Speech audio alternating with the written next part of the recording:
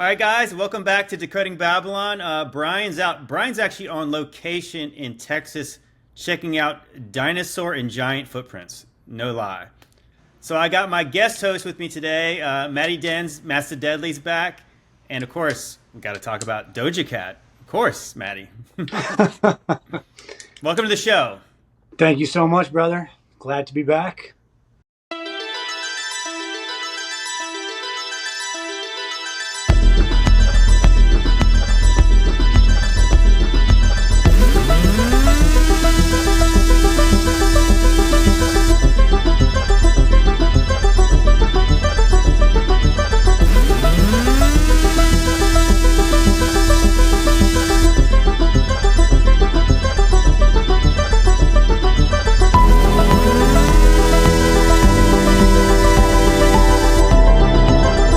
So I messaged Maddie. It's so funny because like I get notifications from YouTube, and they sent me one. Hey, Doja Cat's got a new video, and they didn't say this, but this is what I said to Maddie.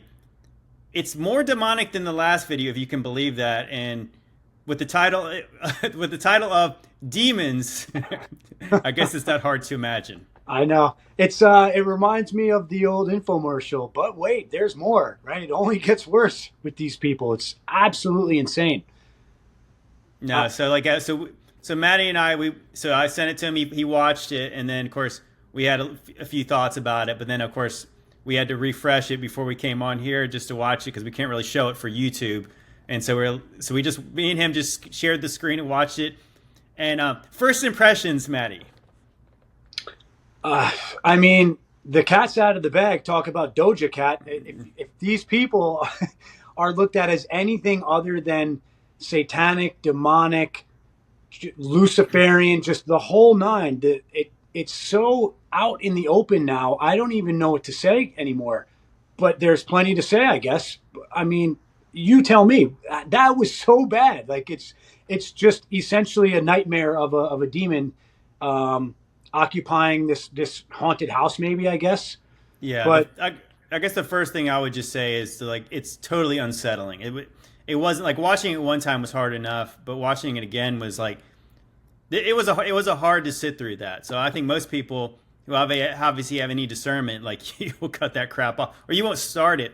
But I think Maddie was, I said, the one thing I really want to comment on was like what you commented on was the comment section. Oh. All the praise that video is getting, where like some people should say, "Oh, I don't know if I should listen to her anymore. This is bad." Yeah, a lot of times I find hope in the comment sections of certain things, right? Like whether it be Facebook or Instagram, TikTok, even. But it seems that the comment section on these Doja Cat videos is literally nothing but praise and, "Oh wow, she's so creative and she's really killing it in this one." And all the haters, they don't know what they're talking about. I don't know what to say to that. Like, do these people really believe that? Or are there bots involved and they're just fluffing it up? But how someone can watch these videos and just think that even if I'm giving them the benefit of the doubt of it's just shock value, right? They just want to get the shock value. It's just entertainment. And that's what they'll say, right? It's just art. Mm-hmm. Even if you're giving them that, there's so much over the top at play that it's not just that. Like there's a reason behind what they're doing and what they're putting in these videos, and it's so demonic and so satanic now that even if you don't believe that yourself, you should be able to, like you said, have some discernment, piece some pieces together, and say, well, at the least that's what they believe, because that's what they're putting forth in all these videos. And it's not just her, mind you, right? She's not the only one. So we're connecting dots across the board that are proving that this is an agenda. This is what the industry is all about right now. Yeah, no doubt about it. And I think that it's obviously a litmus test of like, do you believe in anything more than this place? Because if you do, you'll know this is not good. Nobody should even be pretending to do this kind of stuff. Because you could even imagine like somebody who's acting, playing a role, doing art. You have to go to a dark place to do this kind of stuff, and like there's nothing good about this. And it's like so we should get into the actual the basically the frame by frame of this video. But the video starts off, it's kind of like it's kind of filmed like it's a little kind of mini movie, like a horror movie. They show this house at night, and then they show this woman trying to go to sleep. They have a TV with, once again, you have like static white noise TV, like, you know, what TVs actually used to do. TVs used to do when you'd leave them on too late, like there'd be no shows on them, so you'd have like white noise static. And there's such a clear meme these days of that when you have static. You even think I was talking to Maddie about Stranger Things. There's some kind of with the white noise and the static on the TV. It's like there's some kind of connection with the astral plane that at least they're trying to show us that in the medium. Yeah. Of course, the medium once again. And then as this woman's trying to go to sleep, she's got kids, they're going to bed, and Doja Cat appears as a full-on demon. Obviously, just disgusting. Like, obviously, she's like naked in body paint. Yep. She's got horns, she's got red eyes, like super long claws, and she's like crawling around the ceiling, like haunting this woman in her room. It's unsettling. and they jumped right in. There was no lead in, like in the last video that we broke down together, Paint the Town Red. Mm-hmm. It built up to this kind of, okay, whoa, hold on a second, right? This video, as soon as she appears in the video, she's never not a demon in this video. Yeah. Oh wait, well no, there was one part when she was in the bathtub. Oh yeah, and we'll get to that, right? Because that's an important scene too. But yeah, so it starts with her upside down on the ceiling, a grotesque looking demon, and the song. I mean, the song itself, the lyrics. I mean, we don't even need to go into the video. Sometimes you can just start with the lyrics. Yeah, I think it's interesting. So if you go back to Paint the Town Red, where there's this transformation of Doja Cat, you know, like where she's shown riding the beast, turns into the lady in red. Eventually, she's like full on with the devil, looking like the devil. She appears a lot like that, the characters with the devil, and so it's almost like she's showing the channeling and the things she did to get to where she's at.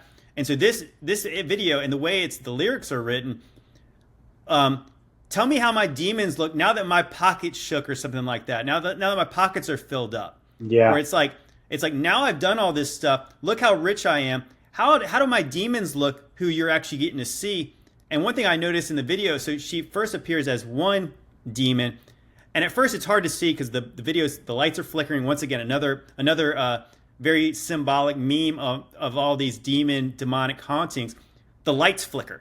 It happens so often in Stranger Things. There's clearly something to do with electricity, demons. So it's hard to make out like who else. There's two other demons with her, and I noticed it was Channel 3. Channel 3 was on the TV. There's 3 demons. And at first I thought they were different beings, but if you look closely, they all look like Doja Cat. It was like Doja Cat was playing all 3 of them.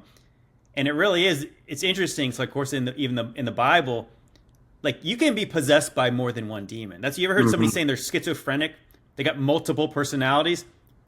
Well, I mean, how many? I mean, they can have a bunch. I mean, like, so Jesus, when he cast out the demons out of the demoniac who was called Legion, because they are many, like, so Doja Cat's got at least 3. Yeah. At least based on what she's telling us. Yeah. And I think that's like, it is. And 3 also, you can tie that into so many other things as well. The hot, cold, neutral, masculine, feminine, right? The Holy Trinity, even. So 3, there's a reason 3 was on the TV for sure. Well, you know, I find it interesting. I tried to look closely and I couldn't tell. So she's haunting this woman, and you can see the clock by the woman's bed. And I was expecting it to say 3 a.m. because I don't know if you've ever heard of that. Sure. Basically, the witch they call it the witching hour, where it's like if you've ever had like faced any spiritual warfare. I've had the times where like the toughest times of my life. You wake up, look over at the clock. 3 a.m. I had times where I was waking up so often I didn't have to look at it. I knew what time it was. Yeah. Oh, and so it was like, because I just knew it was going to be 3 a.m. I have a crazy story with that. So it used to be so bad for me. It wouldn't be 3 a.m., but I would always get 3:33 or 4:44 or 5:55. And for a while, it got so bad that it was starting to kind of bug me out a little bit. And I would wake up in the middle of the night and I'd say, all right, I'm not going to look at the clock. I'm going to hang out for a little bit. And one night I did that. And then when I looked, it was 3:33, and it really bugged me out, because then it wouldn't have been 3:33 if I just looked when I woke up. But because it was happening so much, I stopped. I didn't want to look. But I have actually off topic a little bit, but maybe not. But I had a pretty intense spiritual encounter, if you will, this past Halloween night. So Halloween, as we know, is really Hallows Eve, right? Yeah, All Hallows Eve. Yeah. So Halloween or night. Samhain. JT, this one's crazy. Halloween night, I wake up. So it's the night I went to sleep was Halloween. I wake up at 3 something in the morning, and there's a freaking bat flying around my bed above me doing circles. A bat on Halloween night. Yeah. And so I checked my Ring camera when I finally caught it and put it outside. I put it outside at 3:33 in the morning. And I haven't really dug too deep into my own mind on what that was all about. But I mean, of all the days, of all the random, and I found where the bat came in. It came in through my attic probably, and there was a small hole in a light fixture in my closet. So I have the physical material explanation for how it happened. But for me, that's that one I don't know what to really make of that. Well, it's interesting. So they even say why people would say 3 a.m. could possibly be like a demonic hour is because they say that witches and stuff, that's what they call it, the witching hour. Bad things are probably happening at 3 a.m. Could they be invoking demons? And then, of course, you get to Halloween, All Hallows Eve, or Samhain, which is this time where all these, the Druids and all these people believe it was the thinning of the veil. So the veil between this reality and the spiritual reality. So there was a time where they were, obviously, you could imagine what they were doing at 3 a.m. on All Hallows Eve. There was some wicked stuff happening. And is the veil thinner then? I mean, I really don't know, but I guess I got no reason to believe that these people are all just completely wrong about it. And also possibly is its manifestation that, obviously, if they believe it's that way, and then they're doing all these wicked things, obviously they're empowering demons, blood, sacrifices, you name it. So if something bad happens that night, I really do think at this point, even as it's Halloween is a celebration of evil, whether people want to believe it or not. Yeah. And there's just so many things, and obviously when we get to Halloween, we'll talk more about it. But I do find that interesting. I think these are the kind of things we're talking about. We actually talk about Ancient Angels, which obviously guys just came out. But that's awesome. Congrats. Thank you. But Brian has a story, and I actually have one we'll probably get into the next one. Well, I've had demonic encounters, and I think the more you start to just talk to people, most people keep this stuff to themselves because it is for one, it's you can't really prove anything. It's you really have nothing to gain by telling regular normies about it, because they'll be like, I knew he was weird, So there's no benefit in talking about it unless somebody's really willing to. But I think that's the reason why people have this stuff happen. Just like in the video, this woman's having it's nobody's gonna believe that woman. They're gonna think she's crazy. When obviously, and you imagine how crazy that makes people, is the fact that it's real, or you don't know it's real, and you don't know if you are crazy, but you can't talk about it. And I think that's obviously. The devil loves to play in that playground. Mm-hmm. Yeah, for sure. People also think that this stuff only happens in the movies, so no one wants to be made fun of or say, "Oh, you actually believe that stuff?" It's it's all kind of ties together with how they do what they do to trick the mind into not thinking this evil is real or walks among us, or people can be possessed or worship demons. It all ties together. And it's very deceptive, right? It's the great deceiver. For sure. So we can't even say for sure what it is, and that's why, is it art or does this mean anything more to Doja Cat? Yeah. Well, I think at this point, I think it would be very naive to believe that it doesn't mean something to her, because the way the lyrics are written in a way that it's kind of put in your face of okay, you say this about me, well, guess how do my demons look? How do my pockets look? They look fat, don't they? They got a lot of money now, don't they? Yeah.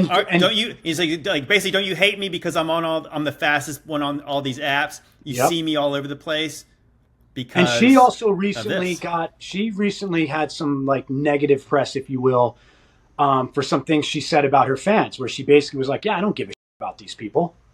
And it's like, she, by their fruits you shall know them, right? I don't know if that's the direct quote, but like she's telling us what she's doing. She's showing us what she's doing. Her own words are saying she doesn't care about people. She does not care about her fans. But people will still just, oh yeah, no, what a great song, what a cool video. She's so creative, very creative. Where did you come up with that idea of pretending to be a demon? I don't know. It just came to me at 3 a.m. one night, and I just took out the pen. I wasn't even writing. It just wrote for itself. Yeah, and it just so happens that all of these artists now are all in the same boat of creativity, where it all seems to be satanic and demonic. It's just, they're all just creative on their own accord. And it's very clearly, I said, obviously we talked about Taylor Swift kind of obviously in her witch tendencies and her demonic video, where it's like, this is now mainstream. Like, no doubt about it. This is mainstream. Obviously you go back to the 80s and we talked about some like death metal, and you talked about even actually it's funny, Motley Crue just released a new album, like some kind of like a, I don't know, some kind of a big like almost like over their whole career. It was this thing, it's all this completely satanic pentagram imagery. The whole thing is all about the devil and pentagram. Like, they have that one song, what is it? Shout at the Devil. Shout to the Devil. So they have everything's about the pentagram and the devil. Yeah. And so like, but like Motley Crue really wasn't mainstream. I mean, obviously a lot of people kind of didn't like them, and a lot of the death metal obviously is not mainstream. But now it's like the Doja Cat, the Taylor Swift, obviously the media loves her. Yeah. And so these people are doing these things, and she's doing all these witchy things. The media loves it.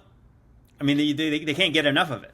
I know. And then these are the artists too, right? At the Super Bowl halftime shows, they're the one. It's I would fully expect to see Doja Cat at one of these Super Bowls, if not this next year, or like performing with somebody else, because it's like she's obviously getting the push. Yeah, and it's interesting too, because I'm out of the loop in terms of the mainstream, because I don't follow it. I don't pay attention. I don't either. I'm disconnected from that.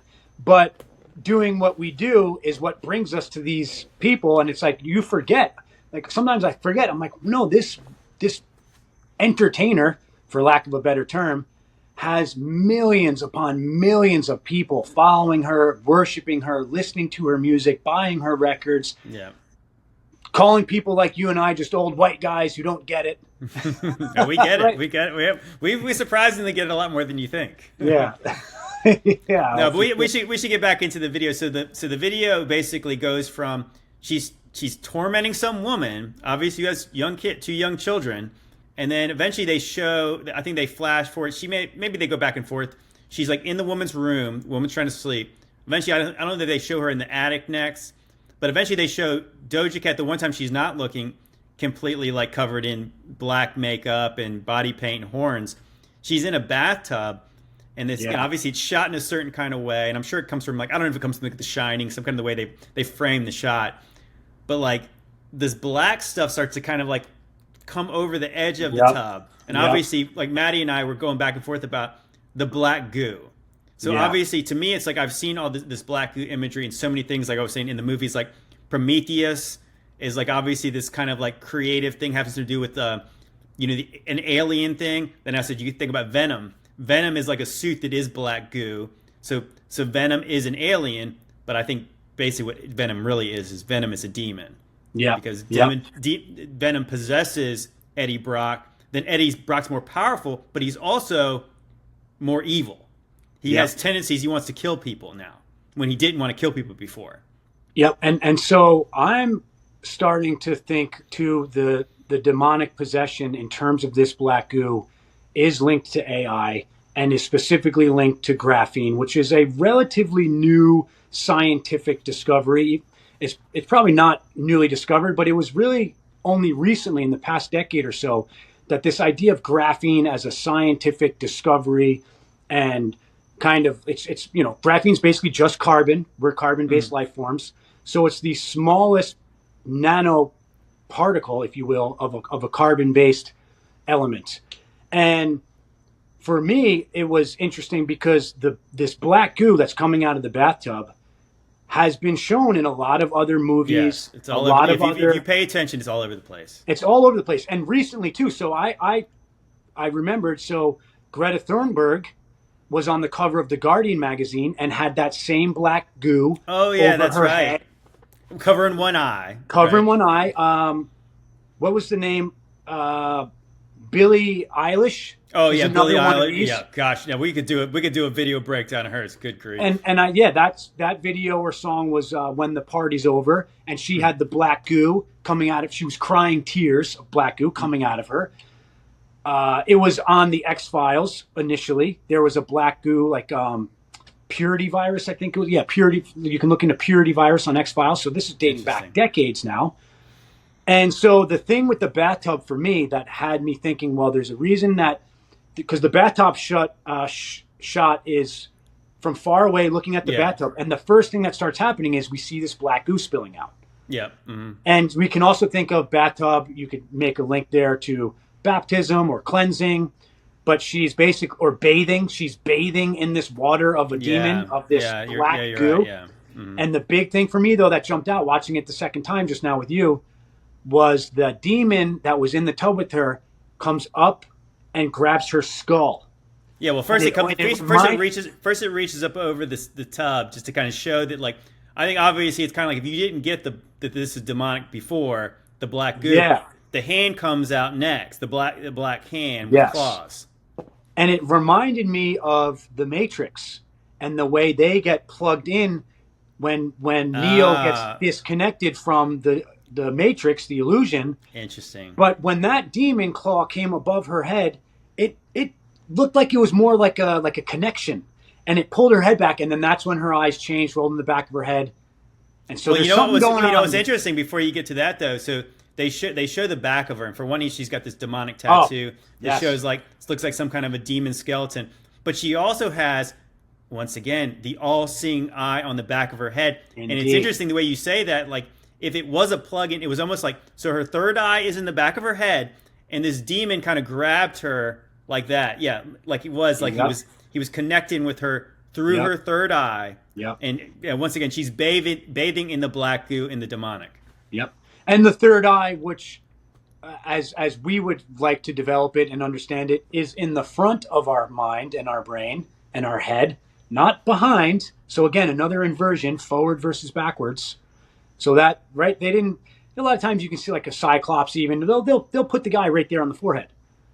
But this was in the back of her head. And that's certainly unusual. That you would see the third eye. Well, even in the Doctor Strange movies, the Multiverse of Madness, he gets a third eye. It's not a good. It's actually not. It's not a good thing that he can see like that, because I think it really is. It's like, is it perhaps that like it was bad in Doctor Strange when he got the third eye because it was a connection with the spiritual, but obviously not the good side of the spiritual. It was the demonic side. Indeed. And I think it's more or less that like once your third eye is open, you can see the demons, but obviously they see you, and obviously you either accept it or you don't. Yeah. Yeah, I mean, it's like a door or a window, right? If there's dust and smudge on it, or the door's not open, then you're not going to access these things. But if there's no discernment and you open the door, it's like opening Pandora's box. Now you're also opening up this channel to certain things. So, and they do a good job though in terms of the pineal gland, if you will, and our third eye, because part of what they do is disconnect us from that and calcify that gland, right? The fluoridated water, all these things, these poisonings that they do really shut us down from that. So you could look at it as, does that shut us away from the connection to demons also, because that's our spiritual center, if you will, like biologically speaking? Or is that opening up, making it easier because we're shutting down that spiritual center that is associated with good connection?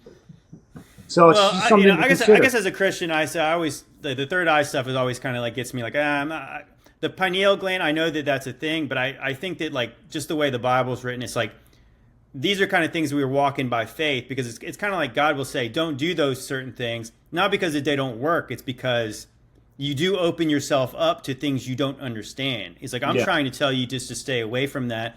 And it's kind of almost like that the idea that there's a lot of people who, basically what Satanists really are, they're Gnostics. So they have this inverted, it's called the inverted hermeneutic, where they believe that God's the bad guy, the devil's the good guy. And so they can be saved through gnosis. So obviously you get your third eye open, then you know more, but it's really like you're not saved through knowledge, you're saved through Jesus. And like, so Jesus is telling you to walk in faith. And sometimes I think we do, it's like it's our own overconfidence. Like, oh, now I know all these things, so now I'm good. And it's like, sure. Because I think probably it is, it's like that you could only know so much. And so you put yourself in serious jeopardy by, again, like this is like the Lester Crowleys in the world who thought they could control demons, they could manipulate demons. That's why they use the sigils and the signs. That's why that's why they do like the certain kind of rituals, because they're not only are they invoking this demon, but they're protecting themselves from it. Well, that's a fool's errand. Obviously, you lose that game in the end because, again, you have no idea what you're contacting. And again, isn't it interesting? Like, it's not one demon, it's three. Yeah. And so certain things, certain beings that you see as good at some points, well, eventually, again, they turn on you, and then before you know it, you're painted all black and you're crawling across the ceiling in some video. Yeah, with red demon eyes and horns. Yeah. But it's just art. It's just art. She's just very creative, and it's 2023, so just be a little more open-minded, JT. Yeah, so I want to go into the next. So I think the next scene is they might go show her tormenting the woman again, but then later the woman, for some reason, she's getting out a like an old school camcorder. Yeah, like the not even the one that you put the VHS tape in. She's going around, like that. And she was looking up in the attic because I think that's where Doja Cat and the other two demons were. Well, all three Doja Cat demons were up in the attic, and so at one point she starts. She's writing on, Doja Cat is shown, and she's got a T-shirt on that says "Cash Cow," and she's typing. Which again, it's interesting. I believe this could be like showing that she's channeling a song through the demonic. She's wearing like these white boots again. Isn't it funny? She had the white boots. Same white boots. Yep, same white boots. Same white boots on. She's surrounded by goats, and she has this line, and I'll pull this line up so I don't get it wrong. But I sent it to Maddie, and I was like, okay, so this means something, obviously. And it said, this line is, I'm a puppet, I'm a sheep, I'm a cash cow. I'm the fastest growing bee in all your apps now. And so what I saw that to mean was like, I can even tell you about, like, I don't know if you ever saw any of the demonic cartoons that I used to post, but like there's one from Gravity Falls. Have you ever seen anything from Gravity Falls? I haven't, no. Well, there's one character called Bill Cipher, and he's literally like the Illuminati eyeball. Like, if you haven't seen this, I'll have to show you these videos because it's insane. Is this a children's cartoon? I think it was on Disney XD, so it was more of like a tween type thing, probably sure. Teenage kids. Yep. But yes, the whole show is about conspiracy, so that's why they kind of hide it in plain sight. Like, oh well, it's supposed to be about conspiracies. Yeah, of course he's the Illuminati eyeball, but in the show he's called a demon. He at one point, like, he tries to get he shakes the kid's hands, and he's got a burning hand, and when he does that, basically he pulls the kid's soul out of their body. I mean, it's literally like, so at one point he's saying, like, he's asking for, like, he's basically giving this kid a deal, and he says, all I want is a puppet. You got plenty of puppets. All I want a puppet. And he's basically saying, and at one point he's like, well, which one should I pick? The Bill Cipher saying, which one should I pick? Eeny, miny, mo. And it's like, it's you. And so he pulls the kid's soul out of the body. He enters him. The kid gets snake eyes. And now he's possessed by this demon. And so, like, again, so Doja Cat is saying, I'm a puppet. I'm a puppet. I'm a sheep. I'm a cash cow. She's surrounded by goats. Once again, Jesus separates the goats from the sheep. You don't want to be on the side of the goats. And also, she's literally saying she's a puppet now. She's a cash cow. Even think about the cow. You could even think about, like, the golden calf. Yeah. You could think about all of the pagan imagery about that. I think she also used the term cash cow in the other song and video. I think that cash cow is a theme now for her. Well, it's like, well, you can think about it, like, again, so guys, this is kind of what we were saying. So it's interesting. The Illuminati eyeball wants a puppet. Everybody says, has Doja Cat joined the Illuminati? Well, she just said she's a puppet, so the answer is yes. Yes, she joined the Illuminati. But what did she trade to get into this club? She traded her soul. So now she's a puppet, and now she's their cash cow. You know, like where they use her. And again, like, is it because Doja Cat's so talented? I'm not saying she's not talented, but they could get somebody else. If she didn't say yes, somebody else would have took that deal. And so again, she's surrounded by goats. You know, she's a sheep amongst the goats. Obviously, at this point, she's one of the goats. Yeah. But yeah, like that line is just. I mean, it's. She said it. She told you once again. She calls herself a queen. So like the Illuminati queen, or they have these. They like Madonna, right? Used to be like the high priestess, if you will. Yeah, She's on her way out. Madonna's completely insanely evil as well, but somebody needs to carry that torch now for them. Mm-hmm. Maybe you could say Beyonce was kind of doing it for a bit, but Doja Cat seems to be like the new up and coming kind of. I guess they've always got somebody on deck, and I wonder if that's like, it's also putting out a warning to anybody else who's like, if you were like like I say, a Beyonce, the queen bee, she's out there doing her tour, and it's kind of like, whenever they get a little bit cold feet, like I want to walk away from this, like we'll replace you in a second. Yeah. Look, we'll take this girl over here that nobody's heard of, and now everybody's heard of her. Yeah. You know, how that's why they can do that, and that's why they do that. Yep. I was talking with somebody once, and it was an interesting thought. This idea of one-hit wonders, and maybe the one-hit wonder groups were like approached and said, "Oh, hold on a second here, buddy. I'm just trying to make some music," and then you never hear from them again, right? But they were good musicians, or they made a good song, because it's pay to play in that industry for sure. You're not like, so Hollywood and musicians. You're not in the best movies and the top paying actors just because you're a good actor. Like you had to do the things, you have to play along, right? To be in those positions. And it's the same. That's part of the matrix. People think it's just natural, or these people worked hard, or they're talented. No, they are put in place. They are literally puppets. Yeah. They usually have some talent to begin with. Like look at Katy Perry.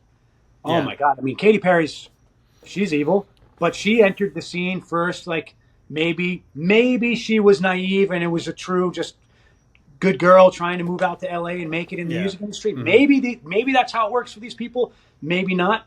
But by the time you're at that level, the time you're at the levels of the Doja Cats, The Weeknd, Beyonce, Rihanna, right? I mean, just again, by their fruits you shall know them. And look at what they do. So they're either puppets or have also, and I also believe this, embody what it was that they truly did sell their soul, and now they are worshiping and serving their master.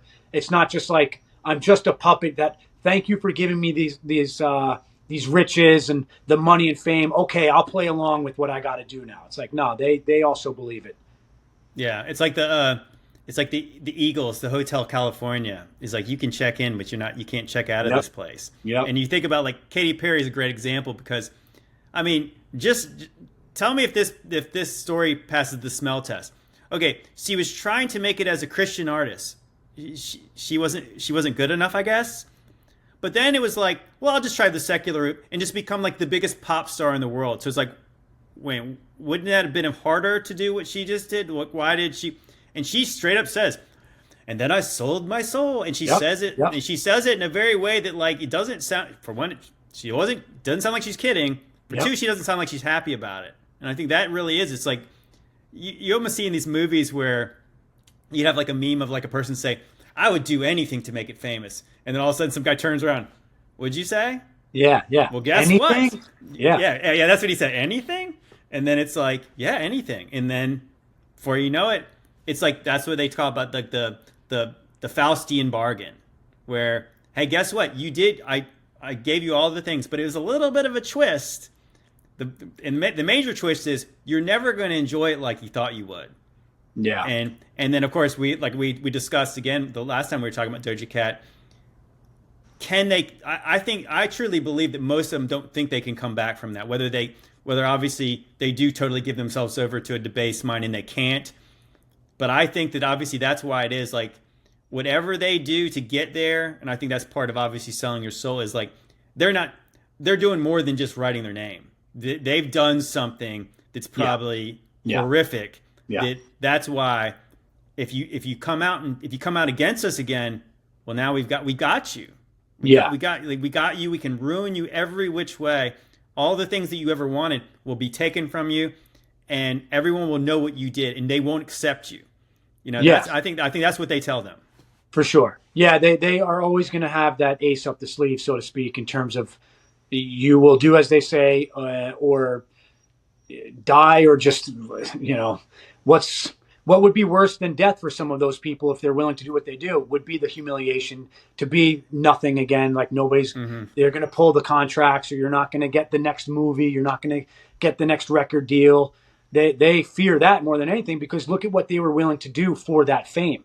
Yeah. So, I mean, it's that powerful for them, which is kind of insane to begin with. I mean, I did some work for a talent agency, and then I started to realize what the industry was all about. And I was like, I would never in a billion years want to become some popular actor and go on movies. And I just, or some of the commercials that I would be auditioning for, I'd flat up say, no, I'm not going to that. If it was like a pharmaceutical ad or some of these things that I wouldn't stand by.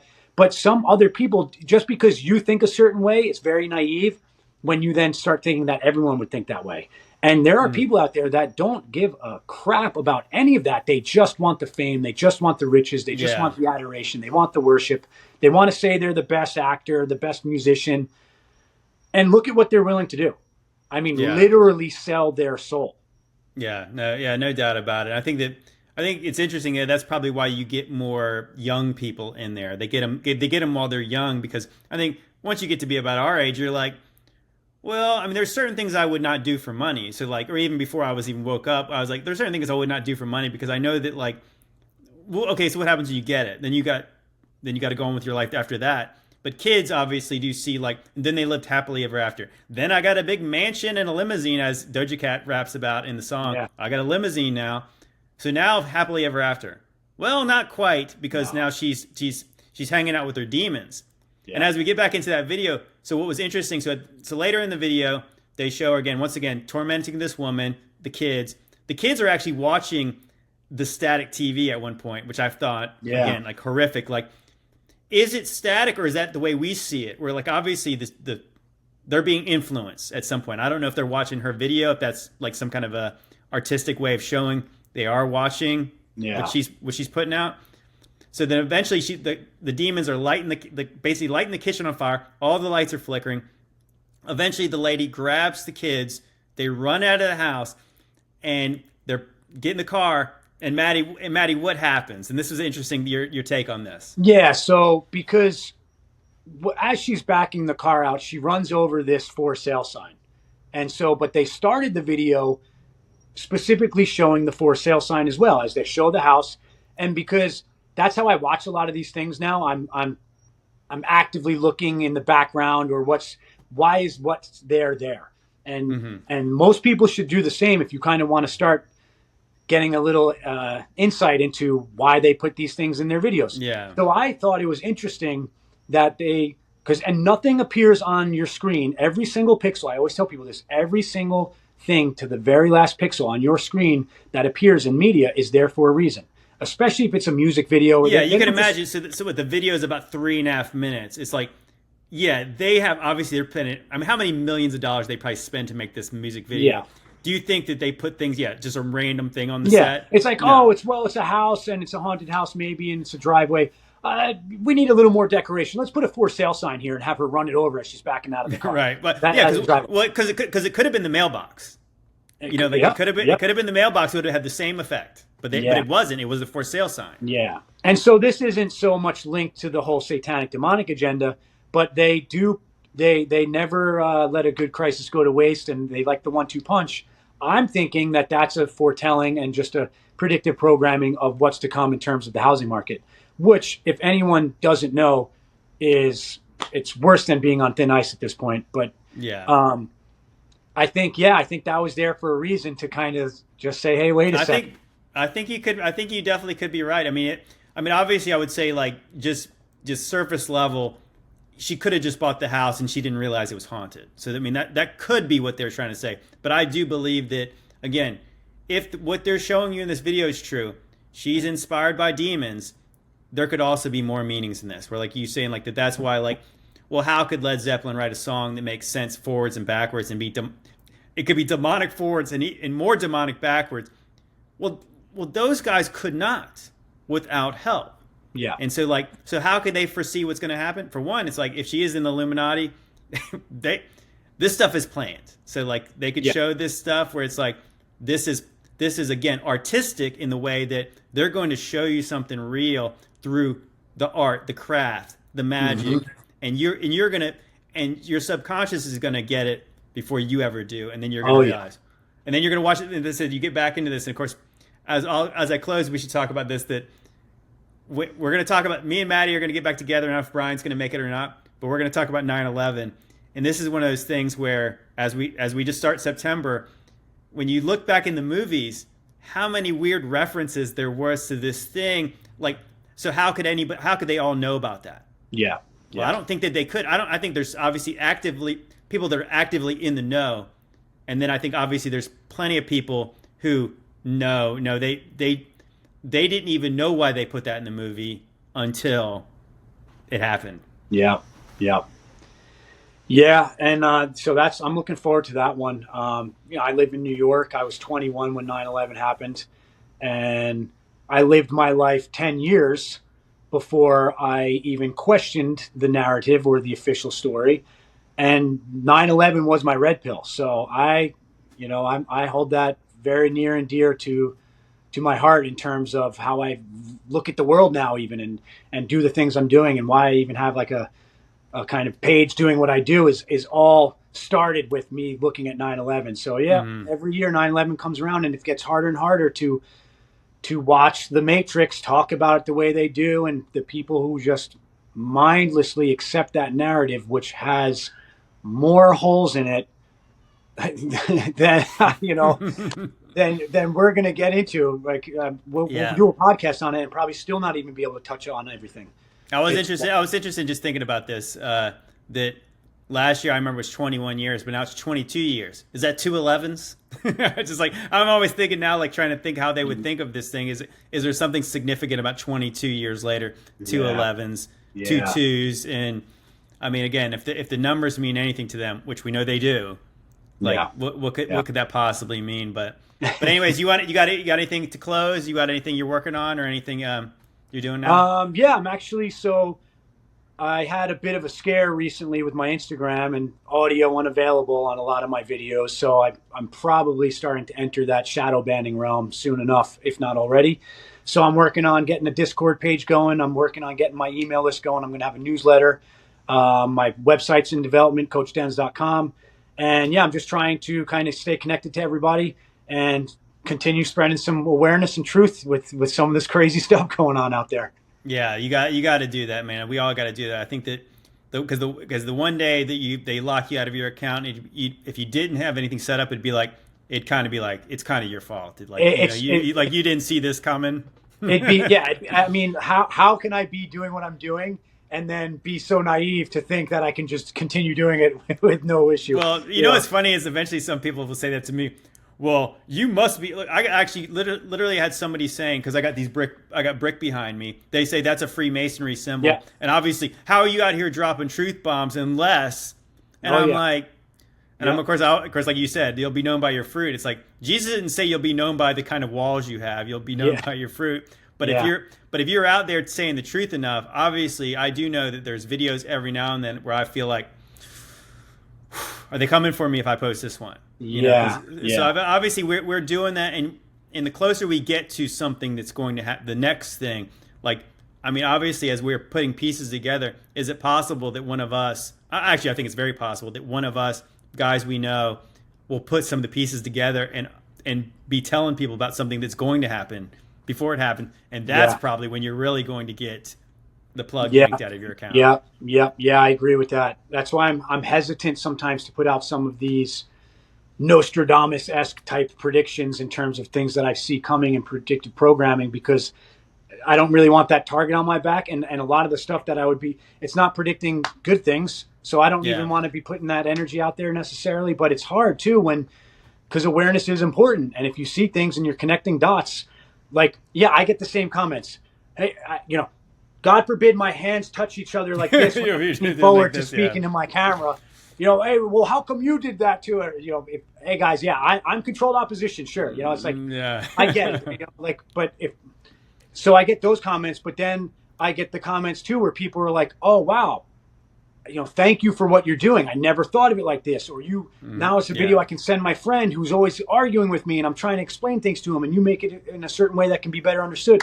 So I think what you and I both do and even Brian, right, with Demon Erasers, it's important that we do what we do. Yeah. And as long as they're still allowing, I hate to say it this way, but they are allowing it. As long as they still allow it, we should be doing it. Yeah, 100%. 100%. So. Well, anyways, bro, I appreciate you coming on. Obviously, we'll do it again, and we'll do it again very soon. And, yeah, guys, be looking forward to that. I don't know if that's going to be the next Decoding Babylon after this one, but very likely that will be the next one. So, anyways, guys, God bless you.